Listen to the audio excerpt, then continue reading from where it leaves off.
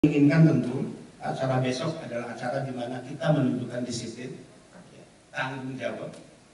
Kepala Badan Pelindungan Pekerja Migran Indonesia, BP2MI, Beni Ramdhani, bersama jajaran BP2MI, telah melakukan berbagai terobosan untuk melindungi pekerja migran Indonesia. Terobosan yang dilakukan diantaranya, program pelayanan VVIP bagi PMI di bandara saat kedatangan, hingga kepulangan. Di masa pandemi seperti sekarang ini, juga sedang dilakukan pembicaraan terkait biaya tambahan untuk karantina dan resiko lain terkait protokol kesehatan di negara tujuan, agar bisa ditanggung negara. Apabila biaya karantina dibebankan kepada PMI, tentu hal itu sangat berat. Seperti misalnya ke Korea, satu PMI dibebankan biaya karantina mencapai 22 juta. Itu tentu sangat memberatkan bagi PMI, sehingga harus ada langkah-langkah atau treatment negara, mengingat PMI merupakan pahlawan penyumbang devisa terbesar kedua setelah sektor migas. BP2 ini menetapkan salah satu program adalah menjadikan PMI sebagai warga negara VVIP.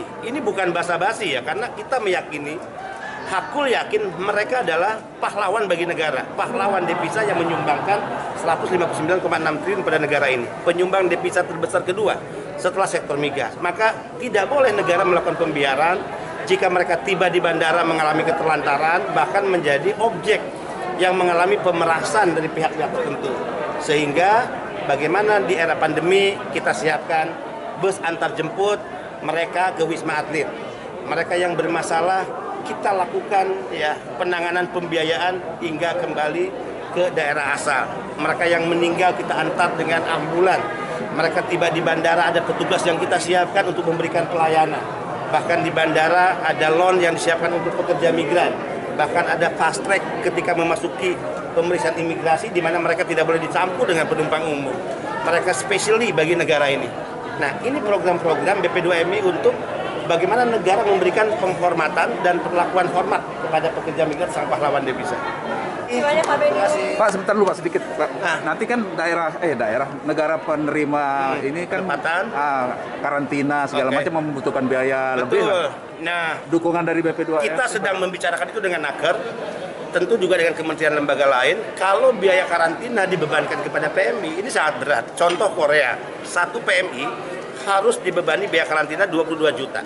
Bagaimana mungkin itu bisa ditanggung oleh pekerja migran Indonesia? Sehingga harus ada langkah-langkah atau treatment khusus negara. Kita belum bisa menjanjikan, tapi kita sedang masuk pada tahap membicarakan itu. Negara harus memiliki treatment khusus terhadap penanganan jika PMI harus dikarantina dan jika juga mereka tiba-tiba terburuk dinyatakan positif di negara penempatan.